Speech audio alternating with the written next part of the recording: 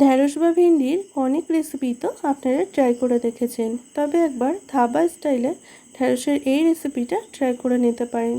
এটি গরম ভাত বা রুটি সবের সাথে কিন্তু বেশ ভালো লাগে খেতে।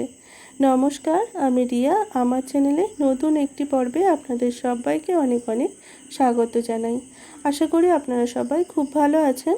প্রতিদিনের মতো আজও নতুন একটি রেসিপি নিয়ে আপনাদের সামনে হাজির হয়েছি। আজকে শেয়ার করতে চলেছি ধাবা স্টাইলে ঢ্যাঁড়সের রেসিপি নিয়ে। চলুন তাহলে দেখে নেওয়া যাক। আশা করছি আজকের রেসিপি আপনাদের খুব ভালো লাগবে। এই রেসিপির জন্য প্রথমে 500 গ্রাম ঢ্যাঁড়স নিয়েছি। গোটা অবস্থায় খুব ভালোভাবে ধুয়ে নিয়েছি। নিয়ে ঢ্যাঁড়সের দুপাশ থেকে একটু একটু বাদ দিয়ে এরকম গোটাই রেখেছি ঢ্যাঁড়সগুলো। তবে আপনারা চাইলে এখানে কিন্তু ঢ্যাঁড়সগুলোকে মাঝখান থেকে একটা ঢ্যাঁড়সকে 2 টুকরো করে নিতেই পারেন। তবে আমি এখানে আস্ত রেখেছি বা আস্ত রেখেই রান্নাটা করব। চলুন দেখে নেওয়া যাক রান্নাটা। কড়াতে 3 চামচ মতো সাদা তেল খুব ভালোভাবে গরম করে নিয়ে তার মধ্যে এই ঢ্যাঁড়সগুলো দিয়ে দিলাম। দিয়ে তার সাথে দিয়ে দিলাম সামান্য একটু লবণ এবং সামান্য একটু হলুদ গুঁড়ো। এই লবণ আর হলুদ গুঁড়ো দিয়ে ঢ্যাঁড়সটাকে অল্প আছে ওই মিনিট 2-3 ধরে খুব ভালো করে ভেজে নেব। এইভাবে যদি ঢ্যাঁড়সটাকে ভেজে রান্না করা হয় তাহলে ঢ্যাঁড়সটা কিন্তু খুব ভালো টেস্টি হবে। বা যে কোনো রান্না যদি একটু ভেজে সবজিগুলো করা হয় তাহলে রান্নার টেস্ট কিন্তু দ্বিগুণ বেড়ে যায়। তাই আমিও 2-3 মিনিট ধরে একটু অল্প আছে ঢ্যাঁড়সটাকে ভেজে নেব। 2-3 মিনিট পর আপনাদেরকে দেখাচ্ছি ঠিক কেমন ভেজে নিয়েছি ঢ্যাঁড়সটা।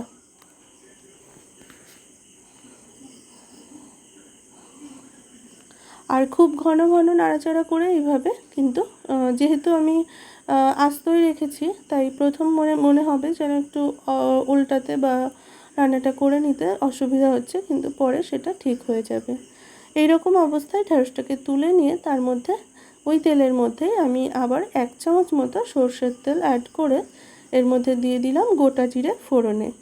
ফোড়নটা একটু লাল লাল হয়ে এলে তারপর এর মধ্যে দিয়ে দিলাম কুচানো পেঁয়াজ। একটু একটু কুচিয়েই কেটেছি পেঁয়াজটাকে একটু লাল লাল করে বা বাদামি বর্ণের করে ভেজে নেব।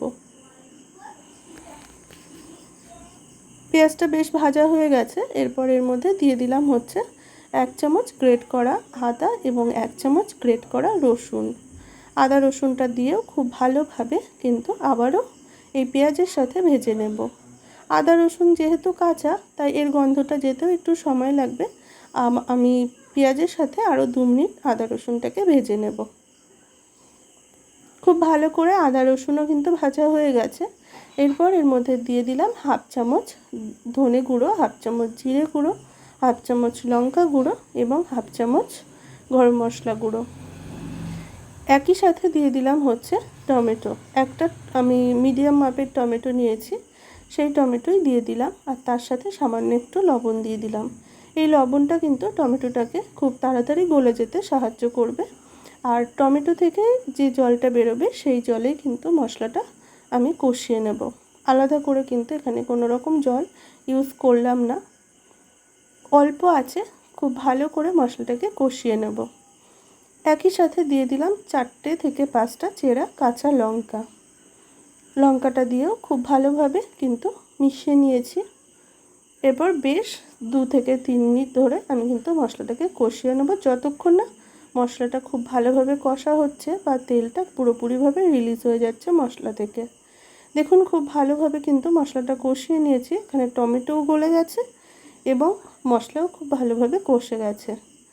এরপর এর মধ্যে দিয়ে দিলাম ওই 1/2 চামচ মতো হলুদ গুঁড়ো। তবে হলুদ গুঁড়োটা আমি প্রথম থেকে অ্যাড করিনি, তাহলে কিন্তু এই মশলাটা পুড়ে যাওয়ার কিন্তু সম্ভাবনা থাকে। সেই জন্য একই সাথে দিয়ে দিলাম ওই কয়েক দানা একটু চিনি। মশলা কষানোর সময় চিনি দিলে যে কোনো রান্নার কালারটাও যেমন সুন্দর হয়, ঠিক তেমনি রান্নাটা খেতেও কিন্তু বেশ দারুণ হয়। মশলাটা দারুণভাবে কষে গেছে। এরপর এর মধ্যে দিয়ে দিলাম আগে থেকে ভেজে রাখা ঢ্যাঁড়সটা। তবে ঢ্যাঁড়সটা যেহেতু আগে একটু ভেজে রেখেছিলাম তাই মশলার সাথে খুব বেশি সময় কষানো লাগবে না। এখানে আমি ঢ্যাঁড়সটা মোটামুটি ওই 1 মিনিট খানেক মতো একটু মশলার সাথে আলতো হাতে কষিয়ে নেব। 1 মিনিট পর এর মধ্যে অ্যাড করে দিলাম হচ্ছে ওই 1.5 কাপ মতো জল। যেহেতু ঢ্যাঁড়সটা আগে থেকে ভেজে নিয়েছিলাম, তো ঢ্যাঁড়সটা কিন্তু অনেকটাই সফট হয়ে এসেছে, তাই খুব বেশি জল দেওয়ার এখানে প্রয়োজন নেই। আমি জলটা দেওয়ার পর 4 থেকে 5 মিনিট মিডিয়াম হিটে আমি ঢাকা না দিয়ে রান্নাটা করে নেব। ঢ্যাঁড়স যেহেতু নরম সবজি, তাই রান্নাটা হতে খুব বেশি সময় লাগবে না। এরই মাঝে একটা কথা বলি, এখানে কোনো রকম এক্সট্রা লবণ অ্যাড করিনি। ঢ্যাঁড়স ভাজার সময় যেহেতু দিয়েছিলাম, আর টমেটো যখন দিয়েছিলাম তখনও কিন্তু একটু লবণ দিয়েছি, তাই আলাদা করে কোনো লবণ এখানে অ্যাড করিনি। 4 থেকে 5 মিনিট পর কিন্তু একদম এই রকম হয়েছে। আমি দেখে নেব ঢ্যাঁড়সটা সিদ্ধ হয়েছে কিনা। খুব ভালোভাবে ঢ্যাঁড়স এখন কিন্তু সিদ্ধ হয়ে গেছে, দেখেই বুঝতে পারছেন। এরপর এর মধ্যে অ্যাড করব হচ্ছে 1 চামচ বেসন।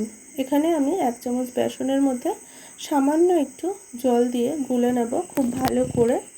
আর ধাবাতে কিন্তু এই স্পেশাল জিনিসটাই অ্যাড করে। এর জন্য কিন্তু এই ঢ্যাঁড়স রান্না করলে খুব মাখা মাখা বা গ্রেভি গ্রেভি টাইপের হয়ে থাকে ধাবার হচ্ছে হোটেলগুলোতে। এই বেসনটা ঠিক এইরকমভাবে এখানে ব্যবহার করতে হবে, এর জন্য একদম ঢ্যাঁড়সটা মাখা মাখা হয়ে যাবে। আর দেওয়ার সাথে সাথে একদম কিন্তু খুব ঘন বা গ্রেভি গ্রেভি বা মাখা মাখা হয়ে গেল, দেখতেই পেলেন। আর এই বেসনটা দেওয়ার পর আমি হচ্ছে মিনিটখানেক একটুখানি ফুটিয়ে নিয়ে নামিয়ে নিয়েছি। একদম তৈরি হয়ে গেছে আমাদের আজকের রেসিপি, ধাবা স্টাইলে ঢ্যাঁড়সের রেসিপি। এটি আপনারা ভাত বা রুটি সব কিছুর সাথে কিন্তু পরিবেশন করতে পারেন, আর খুব অল্প সময়ে কিন্তু তৈরি হয়ে গেল। আজকের রেসিপি আপনাদের কেমন লাগলো অবশ্যই জানাবেন। ভালো লাগলে লাইক, কমেন্ট, শেয়ার এবং চ্যানেলে নতুন বন্ধু হয়ে থাকলে চ্যানেলটিকে সাবস্ক্রাইব করার অনুরোধ রইল। সবাই ভালো থাকবেন। ধন্যবাদ। Thank you so much for watching.